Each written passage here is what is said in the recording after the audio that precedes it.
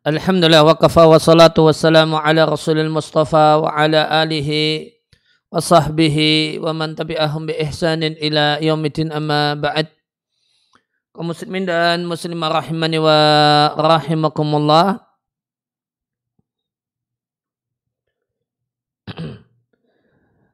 Ya, sebelum kita lanjutkan membaca dan mentelaah al-wasail al-mufidah lil hayati sa'idah karya Syekh Abdurrahman Ibn Nasir As-Sa'di rahimallahu ta'ala, dengan penjelasan dari Sasalah Al-Utsaimin hafizallahu ta'ala wa faqahu, ada keterangan tambahan yang ingin disampaikan berkenaan dengan kiat hati bahagia yang telah dibaca di kesempatan yang lewat, yaitu disampaikan oleh Sa'id bin Sa'di bahasanya atau Ibnu Sa'di bahasanya di antara yang menyebabkan hati akan dipenuhi dengan bahagia adalah al-ihsanu ilal khalqi, adalah peduli, empati dan ringan tangan untuk membantu sesama, baik dengan ucapan, perbuatan, dengan harta ataupun yang lain. Oleh karena itu ingin dibacakan di kesempatan kali ini penjelasan Ibnul Qayyim rahimallahu ta'ala di Al-Wabil As-Sayyib seputar manfaat dari peduli, empati dan berbuat baik dan bersedekah pada orang lain.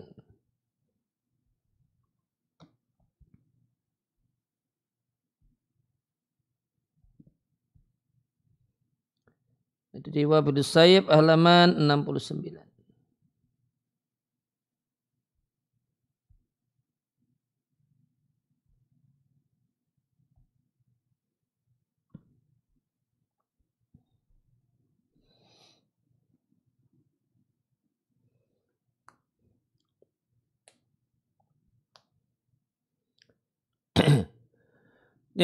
Ibnul Qayyim rahimallahu ta'ala menyampaikan satu fasal di kitabnya Al-Wabil As-Sayyib berkenaan dengan sabda Nabi SAW, dan kuperintahkan kalian untuk bersedekah. Gambaran sedekah adalah gambaran seorang yang ditawan oleh musuhnya, lalu mereka mengikat tangan ke leher, demikian. Wa qaddamuhu, lantas mereka membawa ke depan orang tersebut untuk dipenggal.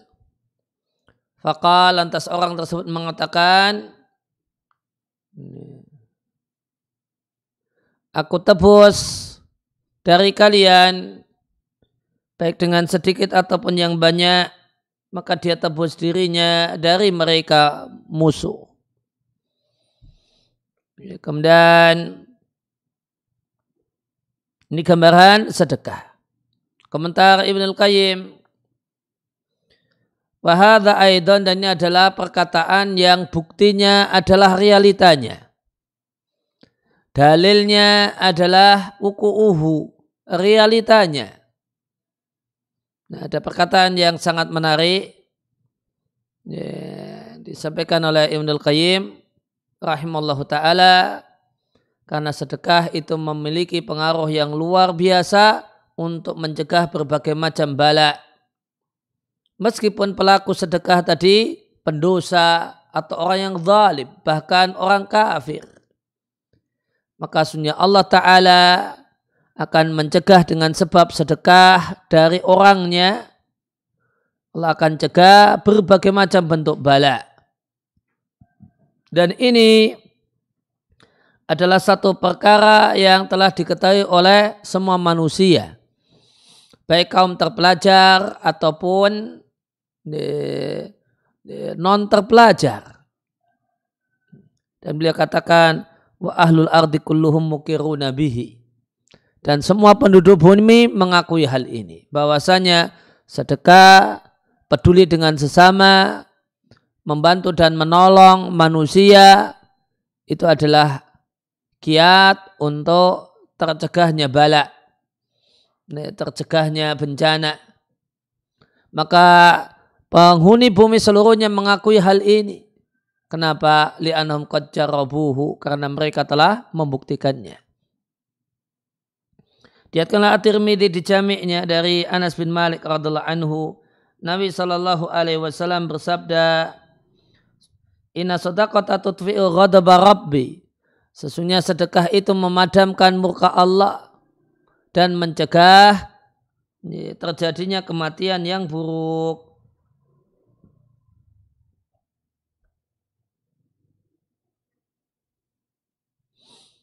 Dan sebagaimana sedekah itu memadamkan murka Allah tabaraka wa ta'ala, dia juga memadamkan dosa dan kesalahan sebagaimana air memadamkan api. Di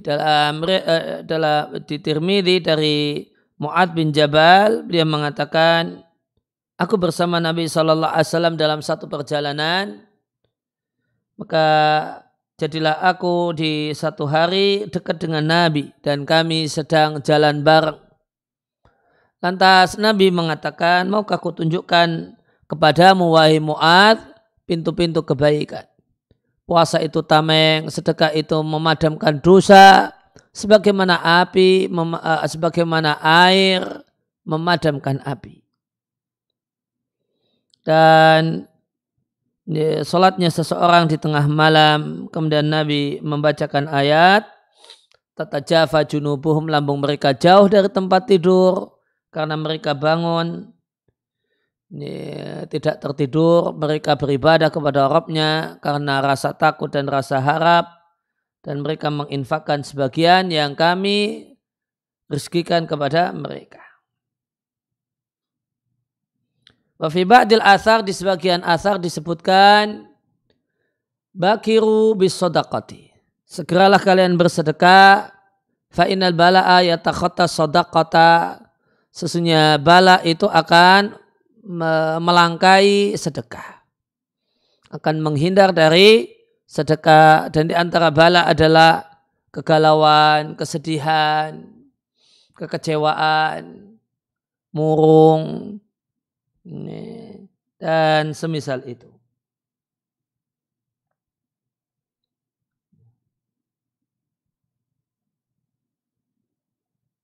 Tentang hadis, tentang athar ini, Al-Mundhir di Tarikh wa Tarikh mengatakan, rahul Baihaqi marfu'an wa mauqufan ala Anasin wa la'allahu ashbah. Yang lebih tepat itu mauquf perkataan Anas.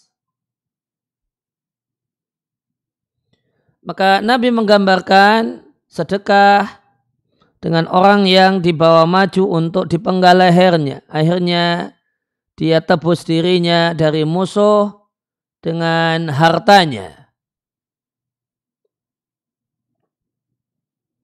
Maka gambaran ini adalah gambaran yang sudah mencukupi, menunjukkan bahasanya sedekah itu akan menebus seorang hamba dari azab Allah Subhanahu wa ta'ala. Karena dosa dan kesalahan itu berkonsekuensi kebinasaan. Lantas sedekah datang menebusnya dari azab dan membebaskannya dari azab. Oleh karena itu Nabi SAW menyampaikan dalam hadis yang sahih ketika menyampaikan khutbah pada banyak perempuan pada hari Aid, wahai para perempuan, bersedekahlah meskipun dari perhiasan yang ada di badan kalian. Karena aku melihat kalian adalah mayoritas penghuni neraka. Seakan-akan Nabi memotivasi mereka dan mendorong mereka untuk menebus dirinya dari neraka dengan bersedekah. Dalam Sahih Bukhari dan Sahih Muslim dari Adi bin Hatim, Rasulullah SAW bersabda, ya, semua orang itu akan diajak bicara oleh Rabbnya. Berdua. Laisa bainahu wa bainahu turjuman, tanpa ada penerjemah antara dia dengan Allah. Maka manusia ketika itu melihat ke arah kanan, maka dia tidak lihat kecuali amalnya. Dia lihat ke arah kiri, maka tidaklah dia dapatkan dan tidaklah dia lihat kecuali amal yang pernah dia lakukan. Dan dia melihat, memandang ke arah depan, maka dia tidaklah melihat kecuali neraka di hadapannya. Fattakun nar walau bisyikki tamratin. Maka jagalah diri kalian dari neraka meskipun hanya dengan separuh butir kurma.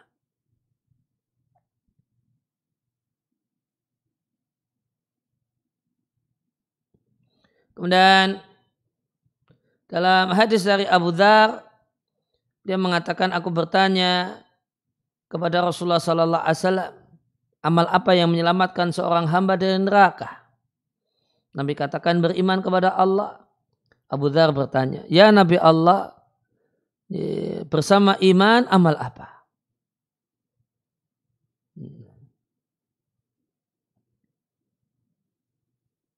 Maka Nabi katakan, tardahu mimma khawalakallahu,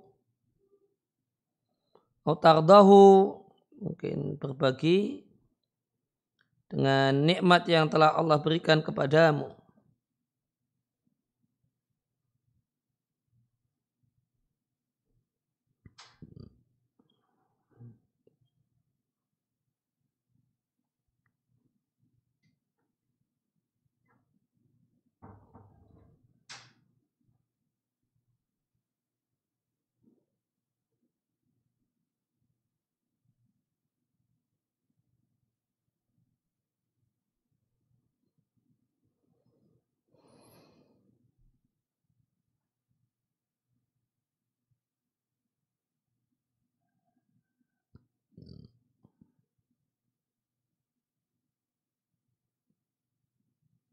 Radokha min a'ta qalilan min katsirin.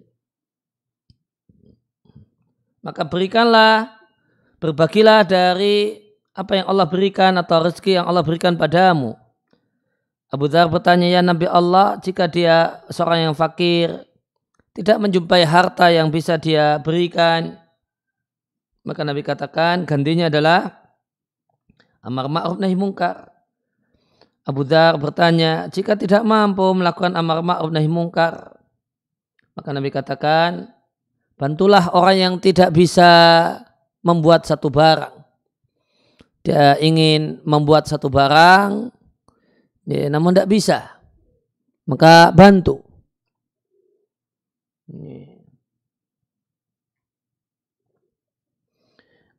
Berarti ya ini bersedekah dengan keterampilan. Bersedekah dengan keterampilan. Ada orang yang ingin buatkan mobil-mobilan dari papan untuk anaknya, dia tidak bisa. Ini kita lihat dia perlu, tidak bisa, kemudian dibantu, dibereskan. Ini juga sedekah.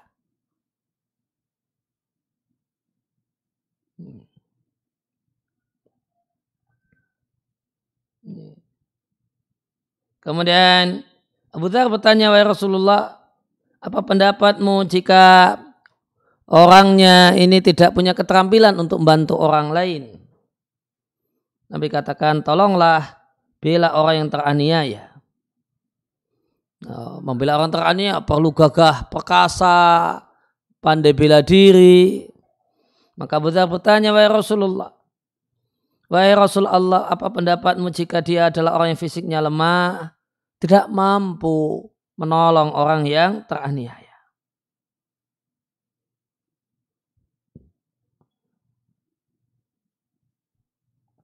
Maka Nabi bertanya, ma turidu an tatruka fi sahibika min khairin? Engkau tidak ingin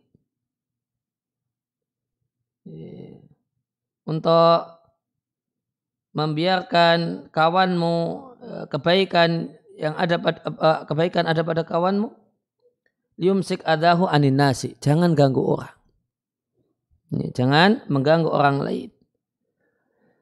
Abu Dzar bertanya, wahai Rasulullah, apa pendapatmu jika dia melakukan hal ini, apakah dia akan masuk surga?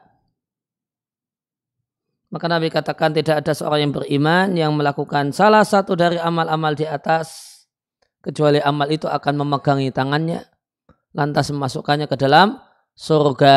Disebutkan oleh Baihaqi di kitabnya Syu'abul Iman. dinilai sahih oleh Ibnu Hibban dan Al-Hakim. Umar bin Khattab radhiyallahu taala anhu mengatakan, disebutkan padaku bahasanya amal itu saling berbangga. Lantas sedekah berkata, ana afdalukum. Akulah amal yang terbaik di antara kalian.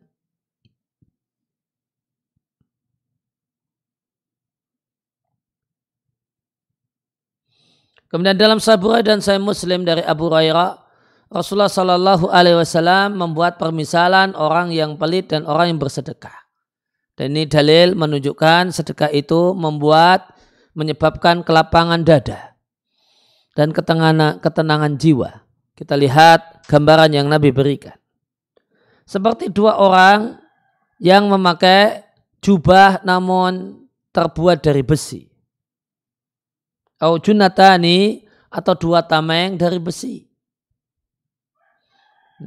Kemudian tangan keduanya dipaksa untuk nempel ke buah dadanya dan ke lehernya. Jadi digambarkan dengan baju besi yang nempel ke dada rapat gitu, jadi bikin sesak. Ini atau tameng itu rapat ini sehingga bikin sesak.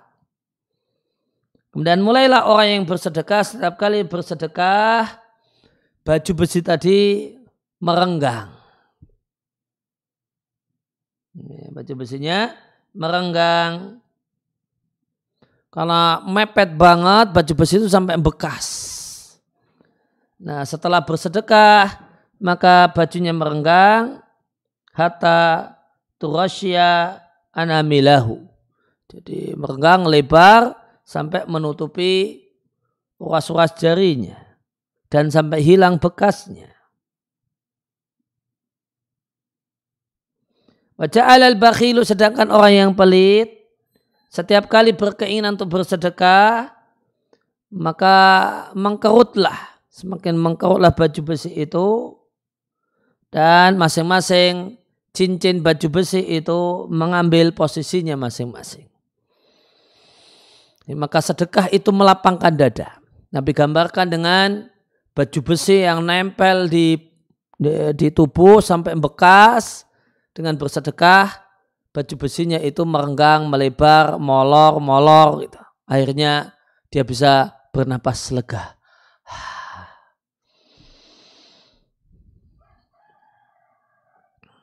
Abu Hurairah mengatakan, aku melihat Rasulullah sallallahu alaihi wasallam berisyarat dengan jarinya hakada demikian, fi jaibihi, di kerah bajunya. Falau ra'aitahu, maka seandainya engkau melihatnya, ini untuk orang yang pelit, dia ingin melapangkannya, namun itu tidak mau menjadi lapang.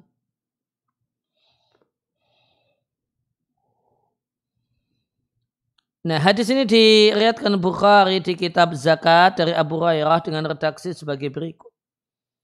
Rasulullah sallallahu alaihi wasallam bersabda, gambaran orang yang pelit dan orang yang berinfak seperti dua orang yang memakai dua jubah dari besi. Ini jubahnya ini dari buah dada sampai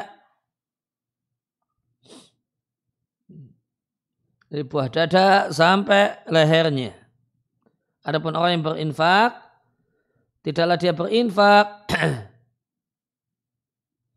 ila sabarat, kecuali baju besi itu merenggang, awafarat ala jildihi hatta tukhfiya bananahu. Melonggar sehingga menutupi ruas-ruas jarinya dan hilanglah bekasnya. Sedangkan orang yang pelit, tidaklah dia ingin menginfakkan sesuatu kecuali masing-masing lingkaran baju besi itu nempel pada tempatnya. Dan dia ingin melonggarkannya namun tetap tidak mau longgar.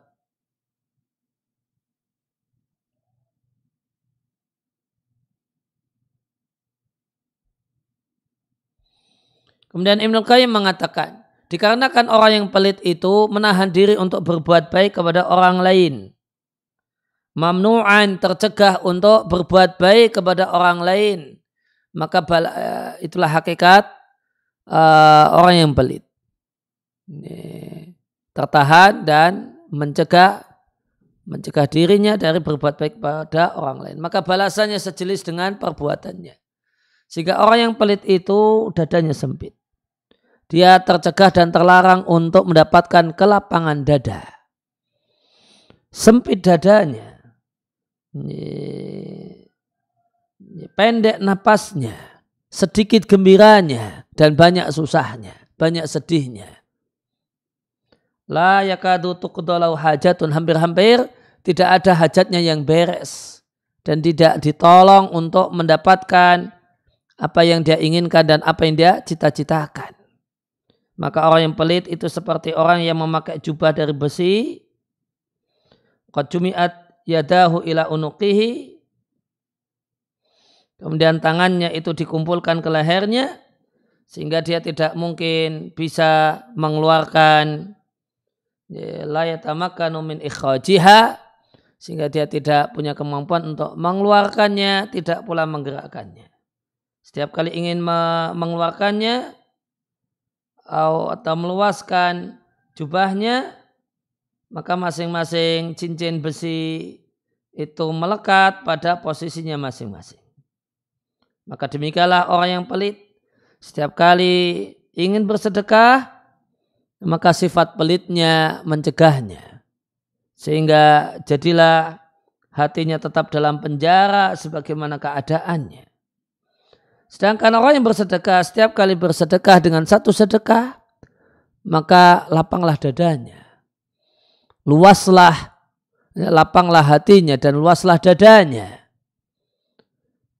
Fahuwa, maka sedekah itu maka dia seperti melebarnya jubah tersebut. Maka setiap kali bersedekah, itasa'a melebar, infasaha melebar, insoroha lapang, dan semakin kuat gembiranya dan semakin besar rasa senangnya. Seandainya tidak terdapat dalam sedekah kecuali manfaat ini semata, lakana al-abdu haqiqan bil istiksari minha. Maka selayaknya seorang hamba banyak-banyak bersedekah dan segera bersedekah. Allah Ta'ala berfirman, wa may yuqassuha nafsihi faulaika humul muflihun. Siapa yang bisa terjaga dari penyakit suh yang ada dalam dirinya,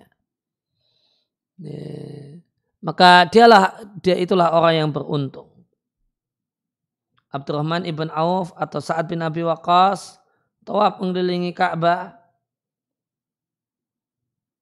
dan tidaklah beliau punya kebiasaan kecuali berdoa dengan doa ini. Catatan kaki diriwayatkan oleh At-Tabari dan yang lain dari Abdurrahman bin Auf. Jadi Abdurrahman bin Auf tegasnya. Kalau hafalannya Ibnul Qayyim, ya kalau enggak Abdurrahman bin Auf, Sa'ad bin Abi Waqqas. Kesimpulannya Abdurrahman bin Auf. Doanya, Rabbi qini suha nafsi, Rabbi qini suha nafsi. Ya Allah, jagalah aku dari sifat pelit yang ada di hatiku. Beliau ulang-ulang. Maka ditanyakan pada Abdurrahman bin Auf, kenapa engkau berdoa, tidakkah engkau berdoa dengan selain doa ini? Maka jawaban Abdurrahman bin Auf, jika engkau terjaga dari pelit yang ada dalam dirimu, sungguh engkau telah beruntung. Nah, apa beda soh dengan bakhil? Kata Ibnul Qayyim rahimallahu ta'ala, beda soh dengan bakhil. Soh itu sidatul hirs ala syai', rakus yang luar biasa terhadap sesuatu dan semangat untuk mencarinya dan semaksimal mungkin dalam mendapatkannya dan rakusnya jiwa terhadap sesuatu. Sedangkan bakhil itu adalah tidak mau berinfak setelah mendapatkannya, rasa cinta dengan harta dan menahan harta. Sehingga suh itu penyakit sebelum dapat harta dan bakhil itu penyakit setelah dapat harta. Bakhil itu buah dari syuh. Dan syuh itulah yang mendorong bakhil. Nah, syuh itu satu penyakit yang tersembunyi di dalam jiwa. Nggak kelihatan. Faman bakhila maka siapa yang bakhil, sungguh dia telah mentaati syuh yang ada dalam hatinya. Dan siapa yang tidak mau bakhil, dia durhaka dengan syuh yang ada dalam jiwanya dan terjaga dari kejelekannya, dan dialah orang yang beruntung. Jadi indikator syuh itu adalah bakhil. Orang yang tidak mau bakhil, dialah orang yang yuqa suha nafsi. Orang yang dermawan itu dekat dengan Allah, dekat dengan sesama, dan dekat dengan keluarganya ketika dia dermawan juga dengan keluarganya, dan dekat dengan surga, jauh dari neraka. Sebaliknya, orang yang pelit itu jauh dari Allah, jauh dari sesama, jauh dari lingkungannya, jauh dari manusia, jauh dari surga, dan dekat dengan neraka. Fajudu rajuli, maka menarik, Ibnu Qayyim mengatakan, fajudu rajuli yuhabbibu ila addadihi. Dermawannya seseorang itu menyebabkan dia dicintai oleh musuhnya. Gara-gara dermawan sampai-sampai kepada musuhnya juga dermawan, akhirnya musuhnya itu jatuh cinta padanya. Yuhabbibu ila addadihi. Sebaliknya, pelit itu menyebabkan seseorang dibenci bahkan sama anak-anaknya sendiri. Demikian jeleknya pelit.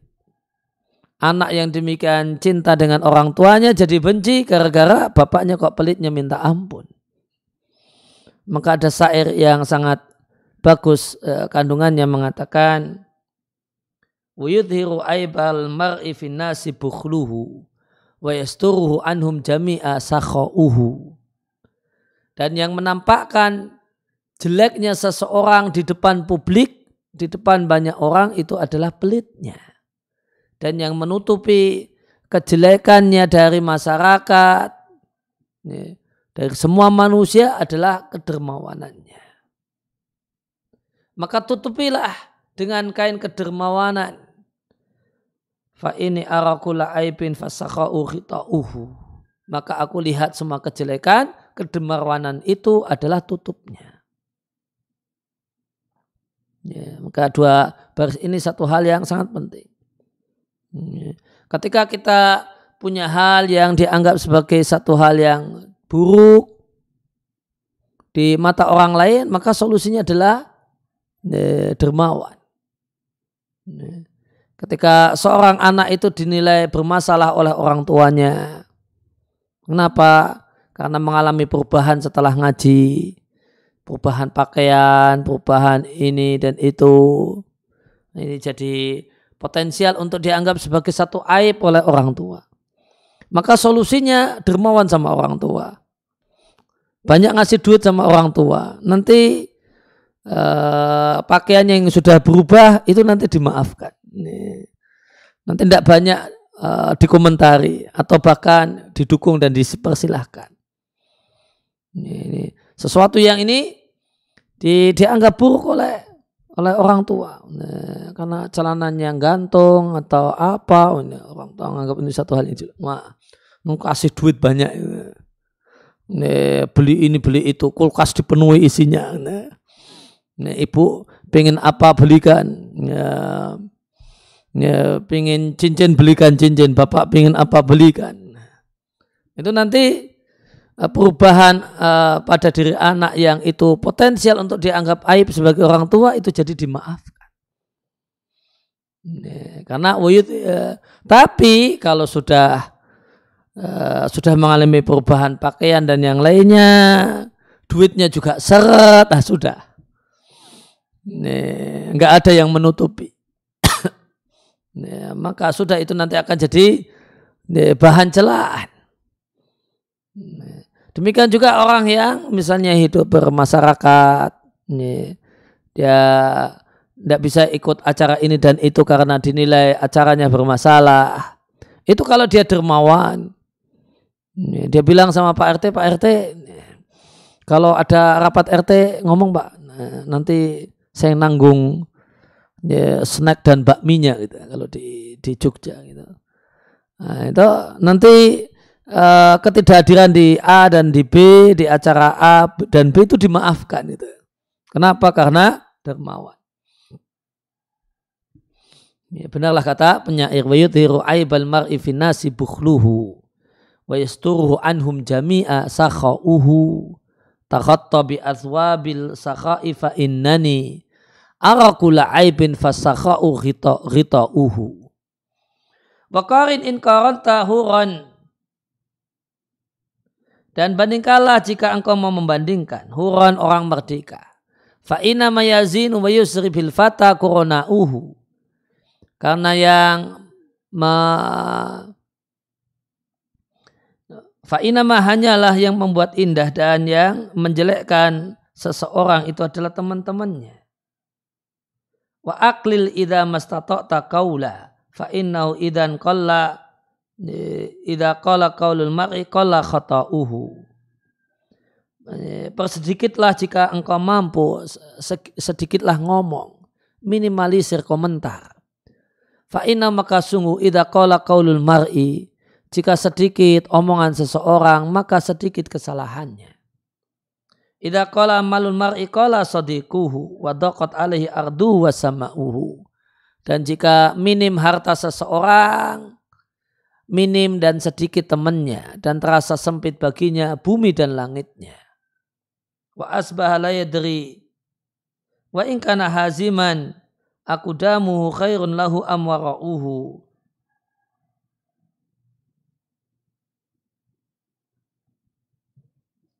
Wa asbah, jadilah seorang itu tidak mengetahui apa yang harus dilakukan karena sempit bumi dan langitnya. Wa in kana haziman, meskipun dia adalah seorang yang tegar, seorang yang punya tekad bulat kalau sudah membuat keputusan. Dia bingung, akudamuhu khairun, apakah di depan itu yang lebih baik baginya ataukah belakangnya. Idal mar'u lam yakhtar sadiqan li nafsihi fanadi bihi fi nasi hada jazauhu. Jika seorang itu tidak memilih kawan untuk dirinya, maka serulah, panggillah dia di tengah-tengah banyak orang, inilah balasan untuknya. Nah, apa itu dermawan? Dermawan adalah memberikan sesuatu yang dibutuhkan saat ada kebutuhan. Orang membutuhkan beras, kemudian memberi beras. Wa ayusila dzalika ila mustahiqihi. Kemudian itu disampaikan, apa yang menjadi kebutuhan tadi disampaikan, diserahkan kepada orang yang berhak menerimanya sesuai dengan kadar kemampuan. Nah, ini definisi dermawan kata Ibnul Qayyim. Orang butuh apa? Nah, apa yang jadi kebutuhan itu diberikan. Diberikan kepada orang yang memang berhak untuk mendapatkannya, dan ini sesuai dengan kemampuan yang kita miliki. Terjadi bencana alam, orang butuh super mie Indomie yang mudah untuk dimasak karena kondisinya bencana. Maka itu diberikan kepada orang yang berhak menerima. Itu yang diberikan kepada orang yang berhak untuk menerima, dan sesuai dengan kemampuan yang kita miliki. Dan dermawan definisinya tidak sebagaimana perkataan sebagian orang yang dilabeli oleh Ibnul Qayyim minim ilmunya, yang mengatakan haddul judi badul mawjudi. Definisi dermawan adalah membagikan yang dimiliki, menyerahkan yang dimiliki. Seandainya sebagaimana perkataan orang ini saya akan hilang label boros dan buang-buang harta. Padahal Al-Quran mencelanya dan hadis pun melarangnya. Dan jika dermawan itu terpuji dengan definisi yang telah disebutkan, maka orang yang waqafa ala ismihi sesuai dengan definisi dermawan disebut karim. Orang yang dermawan dan dia adalah orang yang berhak untuk mendapatkan pujian. Dan orang yang kurang dari orang yang tidak memenuhi definisi dermawan disebut pelit. Dan dia adalah orang yang berhak untuk mendapatkan celaan. Terdapat dalam asarnya diriwayatkan oleh Ibnu Abi Dunya dari Anas marfu'an, namun dengan sanad yang dhaif jiddan. Innallaha azza wa jalla aqsama bi'izzatihi. Allah bersumpah dengan demi kemuliaannya, ala yujawirahu bakhilun. Tidak boleh ada orang pelit yang menjadi tetangga Allah Subhanahu wa taala. Ya, maka definisi dermawan yang tadi telah disebutkan, siapa orang yang memenuhi definisi, ya, dialah orang yang karim, orang yang mulia dan dermawan. Orang yang tidak sesuai dengan definisi, nah, dia adalah orang yang pelit. Jadi berbagi,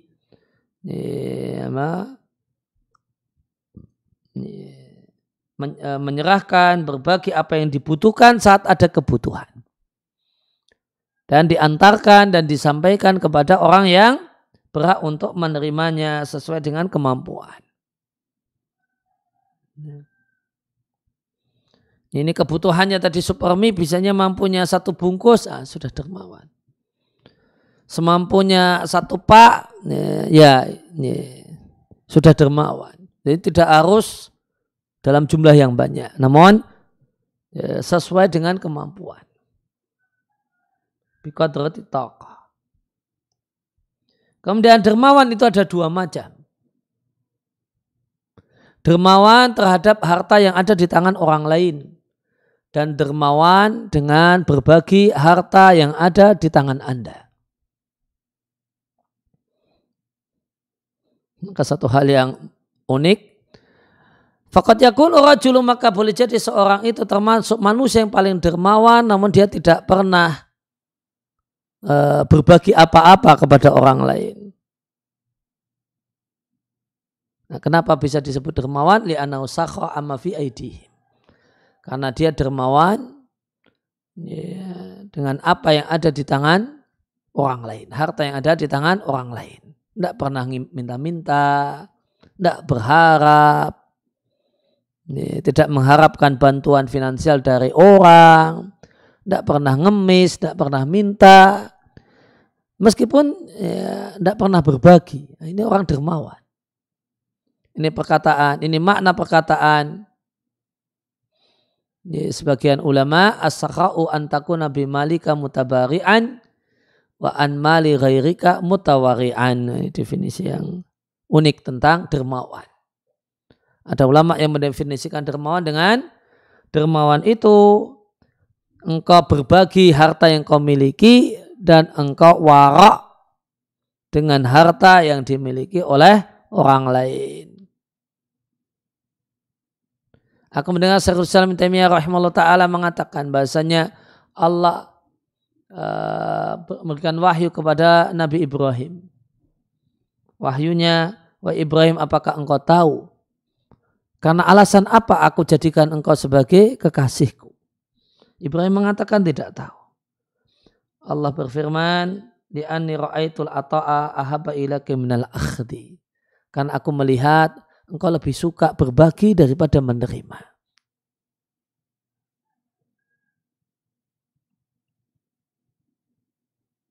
Lebih suka berbagi daripada menerima. Dan ini adalah salah satu sifat Allah Jalla wa'ala. Karena Allah itu memberi dan tidak mengambil. Memberi makan dan tidak diberi makan. Sehingga dengan ini maka Allah adalah ajwadul ajwadin. Yang paling dermawan, akramul akramin. Orang yang paling dermawan.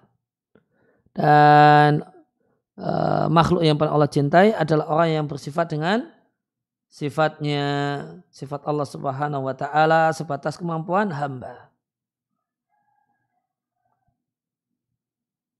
Karena Allah itu maha pemurah, maka Allah suka hamba-hambanya yang pemurah.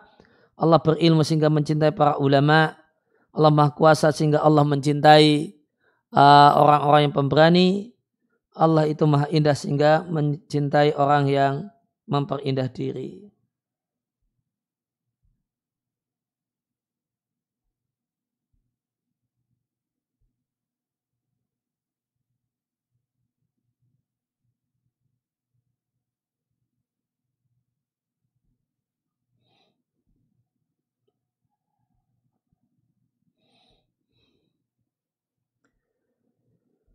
Kemudian beliau Ibnu Qayyim menutup pembahasan tentang manfaat bersedekah, empati, peduli, dan ringan tangan untuk menolong sesama. Beliau kemudian tutup pembahasan panjang lebarnya dengan mengatakan wal maksudu, intinya anal karima, orang yang dermawan, orang yang peduli, orang yang ringan tangan untuk menolong sesama, Allah berikan padanya satu anugerah yang tidak Allah berikan kepada orang yang pelit dan menahan hartanya. Allah akan lapangkan untuk orang yang dermawan. Allah akan lapangkan dirinya. Allah akan lapangkan akhlaknya. Maka orang yang dermawan itu akhlaknya akhlak yang lapang dan indah. Akhlaknya akhlak mulia. Allah akan lapangkan rezekinya. Allah akan lapangkan jiwanya sehingga dia orang yang bahagia. Allah akan lapangkan jiwanya. Allah akan lapangkan dadanya. Sehingga dia adalah orang yang memiliki hati yang bahagia. Dan Allah akan lapangkan sebab-sebab penghidupannya. Allah akan lapangkan jalan-jalan rezekinya. Jaza'an lahu min jinsi amalihi, sebagai balasan dengan yang sejenis dengan perbuatannya. Dia telah melapangkan kehidupan orang lain. Dia telah melapangkan kesempitan orang lain, maka Allah pun melapangkannya. Melapangkan orangnya, melapangkan akhlaknya, rezekinya, jiwanya, dan sebab-sebab kehidupannya. Itu penjelasan panjang lebar Ibnul Qayyim tentang manfaat peduli dan berbuat baik kepada sesama. Di antaranya adalah berbuat baik dengan harta.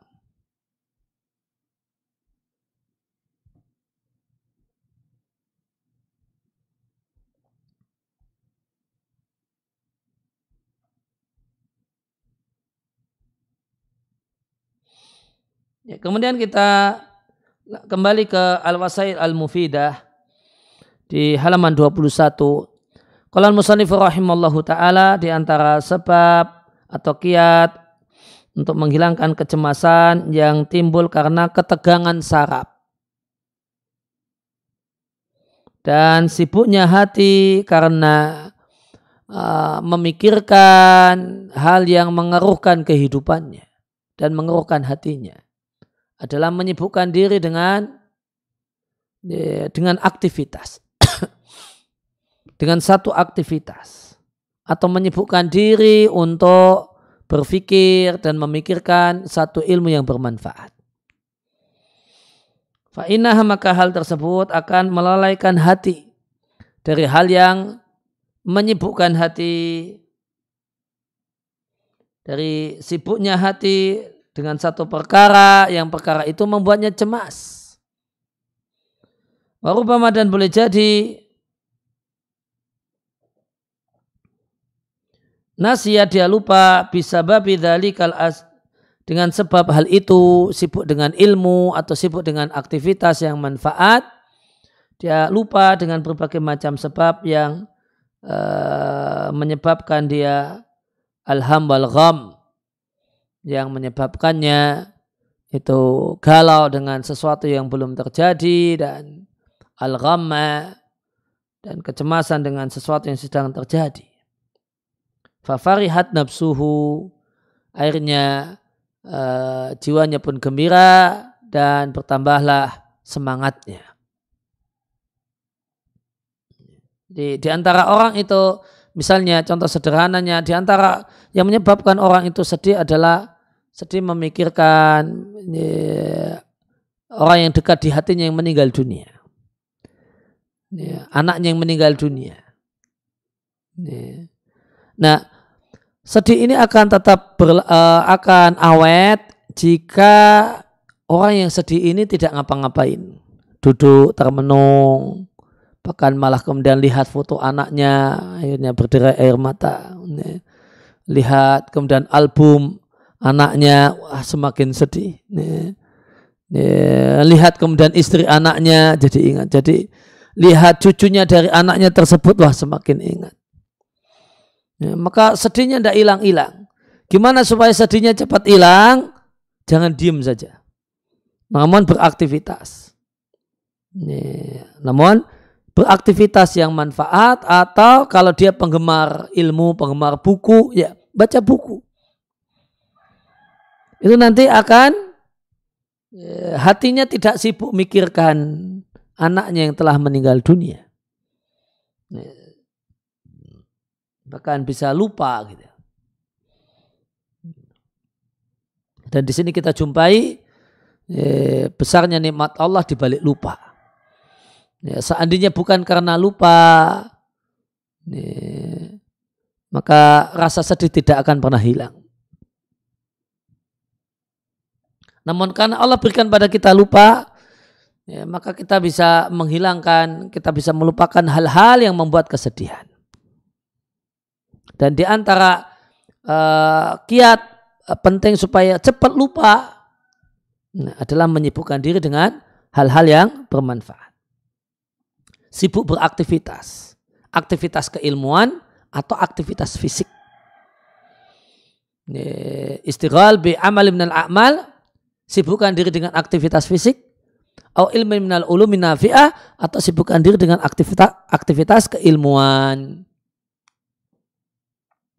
Nah, sebab ini aidan juga adalah sebab bersama yang bisa dilakukan oleh mukmin dan non mukmin. Akan tapi mukmin, orang yang beriman itu istimewa dengan imannya, dengan keikhlasannya dan ihtisabnya, dan berharap pahala. Dia berharap pahala dengan kesibukannya bidzalikal ilmi, kesibukan ilmiahnya. Boleh jadi kesibukannya dalam bentuk ya ta'ala mempelajari ilmu atau mengajarkan ilmu. Demikian juga dia berharap pahala dengan aktivitas kebaikan yang dia lakukan. Jika aktivitas tersebut ibadah, maka dia ibadah. Jika aktivitas itu adalah aktivitas duniawi atau ada duniawiyah, maka orang yang beriman akan menjadikan aktivitas non ibadah yang bersifat duniawi itu ashabaha akan dia iringi dengan niat yang baik. Aktivitas ada duniawiyah tadi akan dia iringi dengan niat isti'anah bidzalika, memanfaatkan hal tersebut untuk taat kepada Allah. Falidzalika, dan hal itu sibuk dengan aktivitas fisik boleh jadi ibadah atau non ibadah. Namun karena dia orang yang beriman, aktivitas non ibadahnya diiringi dengan niat yang baik dan diniatkan sebagai sarana untuk melakukan ketaatan. Maka sibuk dengan hal ini memiliki pengaruh yang fa'al. Fa'al itu efektif. Pengaruh yang efektif untuk mencegah kegalauan, kecemasan, dan juga al-ahzan, kesedihan karena sesuatu yang telah terjadi. Betapa banyak orang yang mendapatkan bilqalaq, kecemasan, dan senantiasa dibersamai dengan al-aqdar, hal yang mengeruhkan hatinya. Maka bihi, dengan sebab menyibukkan diri dengan aktivitas yang manfaat, terurailah berbagai macam penyakit yang variatif itu. Fasara dawa'uhu, maka jadilah obatnya, obat yang najib, yang mujarab adalah melupakan sebab-sebab yang mengkeruhkan hatinya dan membuat cemas jiwanya, wastighal, dan sibuknya dia dengan melakukan apa yang menjadi tugas-tugasnya. Nah, kemudian jadi kiat supaya mudah cepat lupa dengan hal yang bikin cemas, hal yang bikin sedih, adalah sibukkan diri dengan aktivitas yang manfaat. Aktivitas fisik atau aktivitas ilmiah. Dan yang terbaik, ini di paragraf yang terakhir, Dan sepatutnya kesibukan yang dia menyibukkan diri di dalamnya itu adalah aktivitas yang menjadi hobinya. Nah, itu nanti bisa dinikmati. Aktivitas yang bisa dinikmati sehingga cepat membuat lupa dari hal-hal yang membuat sedih. Di sini dibahasakan dengan aktivitas yang tak nasubi an-nafsu.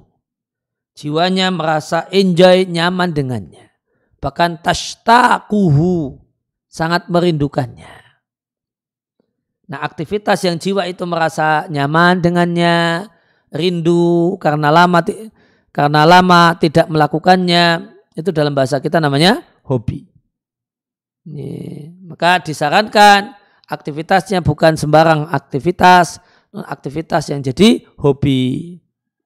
Aktivitas ibadah itu kan ada yang jadi hobi, ada yang tidak.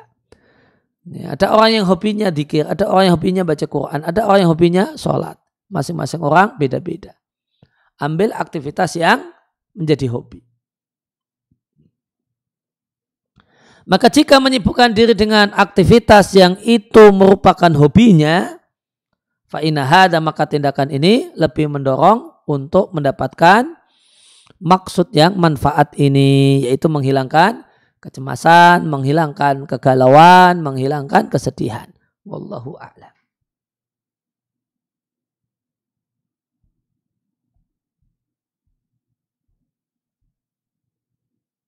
Qala syarih wa faqahullah, Musannif rahimallahu ta'ala di sini menyebutkan kiat yang ketiga untuk mencegah dari jiwa kecemasan, al-gham wal-ham, kegalauan dan hal-hal yang mengkeruhkan hati yang menimpanya, yaitu menyibukkan diri dengan aktivitas yang manfaat, baik aktivitas fisik ataupun aktivitas keilmuan. Nah, kiat ini kalau di matanya tidak disebutkan dalilnya. Nah, dan ini disebutkan dalilnya oleh Syaikh Al-Utsaimin. Ya, kiat yang nomor 3 ini dalilnya ada di Al-Quran dalam firman Allah di surat As-Sarah atau surat Al-Insyirah. Fa idza faraghta fansab. Jika engkau telah selesai, maka fokuskan dirimu.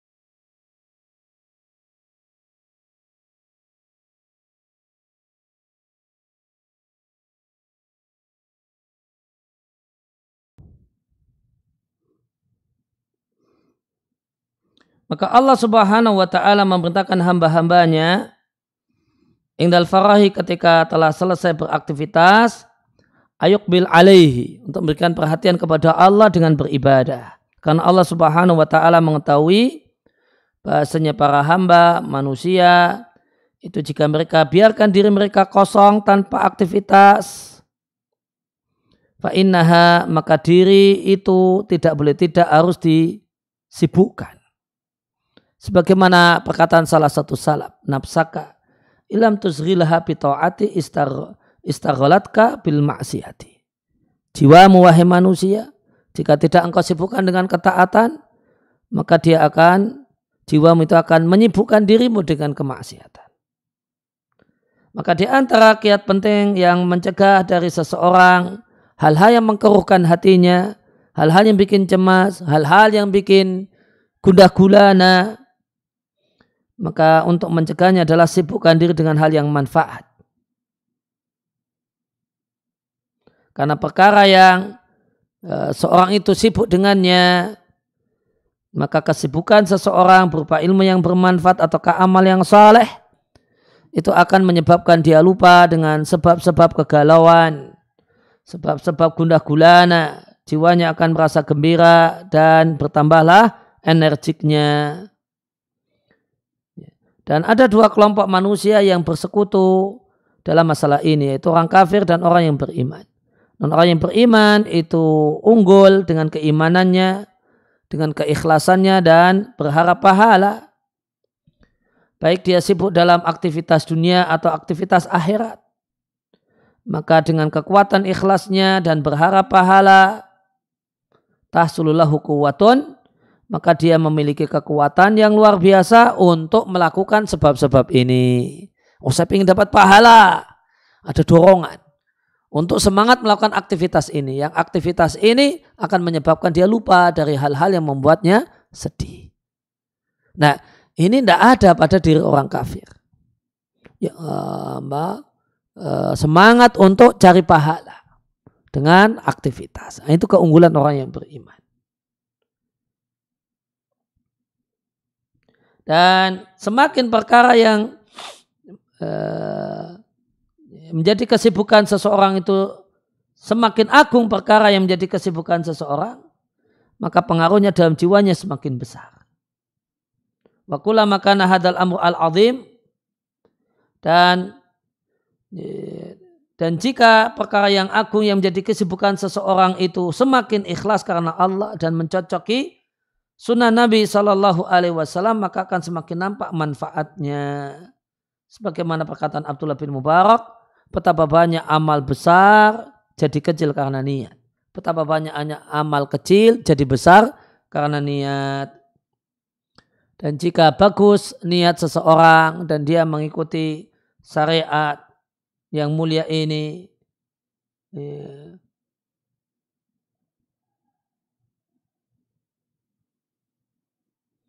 bima ya'tihi, dalam apa yang dia lakukan berupa sebab-sebab amaliyah, yaitu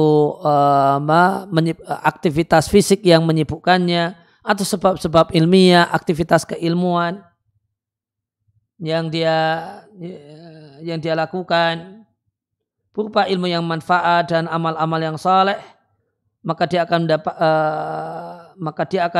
pada saat itu dia akan mendapatkan manfaat yang besar.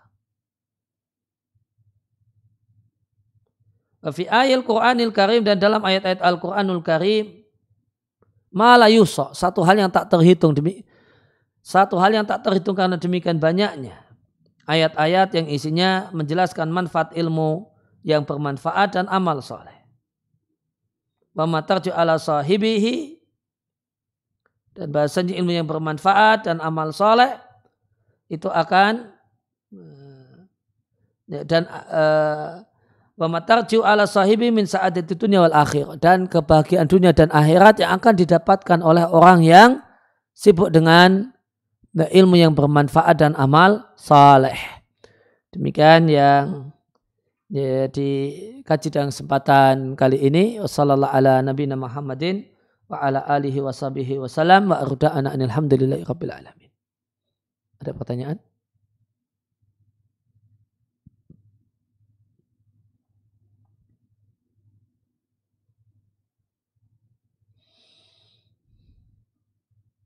Ya, jika kita merutinkan sedekah setiap pagi 5.000 di kota infak masjid, apakah ini baik Ustadz? Karena saat itu boleh jadi sedekah itu belum dibutuhkan.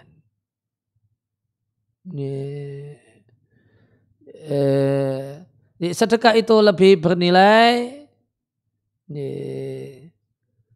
manakala kemudian lebih besar nilainya dan lebih dan memang dibutuhkan. Maka dilihat mana yang lebih membutuhkan. Sedekah tidak harus ke masjid, bisa ke orang miskin. Masjid masjid yang sudah makmur boleh jadi 5.000 tidak begitu dibutuhkan. Masjid yang lainnya sangat berarti. Atau masjid tidak membutuhkan namun ada tetangga masjid, orang miskin yang membutuhkan. Dan daripada saya sarankan, daripada sebenarnya orang itu punya duit banyak namun sengaja 5.000 tiap hari, itu daripada demikian lebih saya sarankan dan lebih manfaat langsung saja 100.000 sekali, meskipun besok nggak sedekah, nggak apa-apa. Nah, anggapan bahasanya 5.000 setiap hari ya, itu lebih besar pahala sedekahnya dibandingkan langsung banyak namun sekali, anggapan ini tidak benar. Keafdolan sedekah itu melihat banyak faktor, di samping faktor keikhlasan, faktor sasaran, kemanfaatan sedekah itu. Jadi kalau 100.000 berikan pada satu orang sekali dan itu bisa saja sedekah cuma 2 minggu sekali atau sebulan sekali, namun tepat sasaran, itu lebih besar nilainya daripada miskin A kasih 5.000, besok miskin B 5.000, besok miskin C 5.000. Yang masing-masing ini 5.000 sekarang itu ya nilainya ini seberapa gitu. Nilainya ya bukan bermaksud untuk mengecilkan.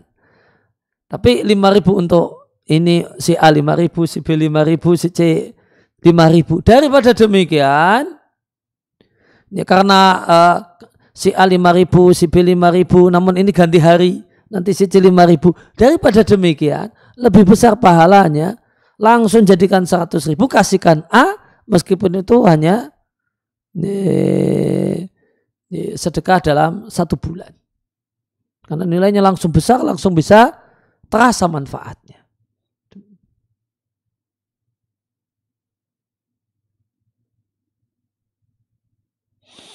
Ya, bagaimanakah dengan kesedihan karena pernah melakukan dosa, apakah harus diusahakan untuk dilupakan sehingga tidak bersedih lagi? Bukan. Ya, kalau dosa itu selayaknya selalu diingat agar memperbarui tobat dan memperbarui semangat. Ya, kalau untuk dosa dan taat, lupakanlah ketaatan. Namun ingat-ingatlah dosa.